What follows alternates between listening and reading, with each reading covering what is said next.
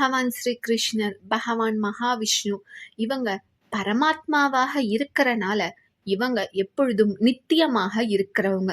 இவங்களுக்கு அப்புறம் சிவபெருமான், பிரம்மதேவர் இவங்களுக்கெல்லாம் தான் ஆயுட்காலம் மிகவும் அதிகமாக இருக்குது. இதனால பிரம்மதேவருக்கு கொஞ்சம் ஆணவம் வருது.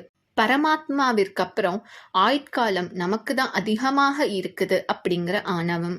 சரி, பிரம்மதேவருடைய ஆயுட்காலம் எவ்வளவு அப்படிங்கிறத தெரிஞ்சுக்கலாம். மொத்தம் 4 யுகங்கள் இருக்கிறது. சத்தியயுகம், திரேதாயுகம், துவாபர யுகம், கலியுகம். இப்ப நம்ம இருக்கிறது கலியுகம். சத்தியயுகத்துல 17,28,000 வருடங்கள் இருக்கிறது. திரேதாயுகத்துல 12,96,000 வருஷங்கள் இருக்கிறது. துவாபர யுகத்தில் 8,64,000 வருடங்கள் இருக்கிறது. கலியுகத்தில் 4,32,000 வருடங்கள் இருக்கிறது. இந்த 4 யுகங்களும் சேர்ந்தது ஒரு சதுர்யுகம், அதாவது 43,20,000 வருஷங்கள். இப்படி 71 சதுர்யுகங்கள் சேர்ந்தது ஒரு மன்வந்திரம். 14 மன்வந்திரங்கள் சேர்ந்தது ஒரு கல்பம். ஒரு கல்பம் அப்படிங்கிறது பிரம்மதேவருடைய ஒரு பகல். அப்போ 2 கல்பம் சேர்ந்தாதான் பிரம்மதேவருக்கு ஒரு நாள்.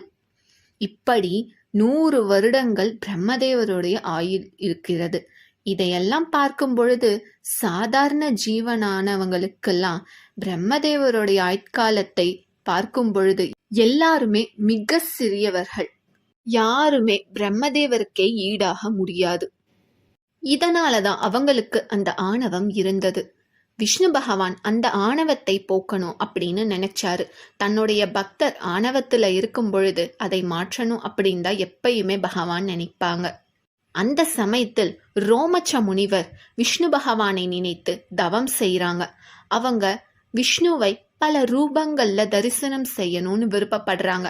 அதனால விஷ்ணுவோடைய ஒரு விஸ்வரூப ரூபத்தை பார்க்கணும் அப்படின்னு அவங்க விருப்பப்பட்டு தவம் செய்யறாங்க. அதே போல விஷ்ணு காட்சி தந்து, உன்னுடைய விருப்பப்படியே நான் விஸ்வரூபராக வாமன அவதாரம் எடுப்பேன். அப்போ நீ ஆசைப்பட்ட மாதிரி என்னுடைய ரூபம் மிகவும் பெரியதாக இருக்கும், உனக்கு அந்த தரிசனம் அப்ப கிடைக்கும் அப்படின்னு சொல்றாங்க. ரோமச்ச முனிவருக்கு அவ்வளவு சந்தோஷம். இந்த வரத்தை நான் கேட்டதும் நீங்க தந்துட்டீங்க. நான் ஒரு சாதாரண ஜீவன், இருந்தாலும் என்னுடைய ஆசையை நிறைவேற்றுவதற்காக நீங்க இப்படி சொல்லியிருக்கீங்க. இதை விட மிகப்பெரிய பாக்கியம் எனக்கு வேற எதுவுமே இல்லை. என்னுடைய ஆயுட்காலம் முடிகிற வரைக்கும் இதை நான் மறக்கவே மாட்டேன் அப்படின்னு சொல்றாரு. அப்போ விஷ்ணு பகவான் சொல்றாங்க, உன்னுடைய ஆயுட்காலம் பிரம்மதேவனை விட அதிகம், நீ எதற்காக வருத்தப்படணும் அப்படின்னு சொல்றாங்க. இவருக்கா புரியல. அது எப்படி பிரம்மதேவரை விட அதிகமாக இருக்க முடியும் அப்படின்னு கேக்குறாங்க. அதற்கு விஷ்ணு சொல்றாங்க, உன்னுடைய பக்தி ரொம்ப அதிகமா இருந்தது, நான் ரொம்ப மெச்சிட்டேன் உன்னுடைய பக்தியில. அதனால என்னுடைய சந்தோஷத்திற்கு இணங்கி வரப்பிரசாதமாக நான் உனக்கு மிகப்பெரிய ஆயுட்காலத்தை அளிக்கிறேன். ஒவ்வொரு யுகங்களும், ஒவ்வொரு மன்வந்திரங்களிலும், ஒவ்வொரு கல்பங்களிலும் நான் எடுக்கும் எல்லா அவதாரத்தையும் பார்க்கும் வாய்ப்பை உனக்கு நான் அளிக்கிறேன். ஏன்னா பல ரூபங்களில் என்ன தரிசிக்கணும் அல்லவா நீ ஆசைப்பட்ட அப்படின்னு சொல்றாங்க. அப்போ இவருக்கு என்ன சொல்றதுன்னே தெரியல. அப்படியே இருந்தாலும் பிரம்மதேவரை விட எப்படி ஆயுட்காலம் அதிகமாக இருக்க முடியும் அப்படின்னு கேக்குறாங்க. அதற்கு மகாவிஷ்ணு சொல்றாங்க, பிரம்மாவிற்கு 1 வயசு ஆகும் பொழுது, அதாவது பிரம்மாவுடைய 1 வருஷம் முடியும் பொழுது உன்னுடைய உடலிலிருந்து ஒரு ரோமம் உதிர்ந்து கீழே விழும். இப்படி உன்னுடைய உடலில் இருக்கும் எல்லா ரோமங்களும் எப்போ கீழே விழுதோ அப்பதான் உனக்கே ஆயுட்காலம் முடியும். அப்பேற்பட்ட வரத்தை நான் உனக்கு அளிச்சிருக்கேன் அப்படின்னு சொல்றாங்க. பிரம்மதேவருக்கு 100 வருடங்கள் தான் ஆயுட்காலம். ஆனால் உடலில் இருக்கும் ரோமங்களோ ஆயிரக்கணக்கில் இருக்கு.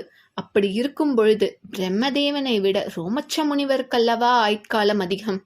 இந்த விஷயம் எல்லாருக்கும் தெரிய வருது. எல்லாருமே ரோமச்ச முனிவரை பாராட்டுறாங்க. உங்களுடைய பக்தி எவ்வளவு உண்மையாக இருந்தால் இப்பேற்பட்ட வரம் உங்களுக்கு கிடைச்சிருக்கும் அப்படின்னு சொல்லிட்டு எல்லாருமே அவங்கள வணங்குறாங்க. அந்த சமயத்தில் பிரம்மதேவருக்கும் அவருடைய ஆணவம் போயிடுது. ரோமச்ச முனிவர் மேல பக்தி அவருக்கே வருது. யாருக்குமே தராத இந்த அபூர்வமான வரத்தை மகாவிஷ்ணு ரோமச்ச முனிவருக்கு தந்திருக்காரு. அதனால எல்லா கல்பங்களிலும் பகவான் எடுக்கும் ஒவ்வொரு அவதாரத்தையும் பார்க்கும் அந்த பாக்கியம் ரோமச்ச முனிவருக்கு கிடைச்சிருக்கு. இப்பேற்பட்ட பக்தரை பற்றி தெரிந்து கொள்ளவே புண்ணியம் செஞ்சிருக்கணும் எல்லாரும். நன்றி, வணக்கம்.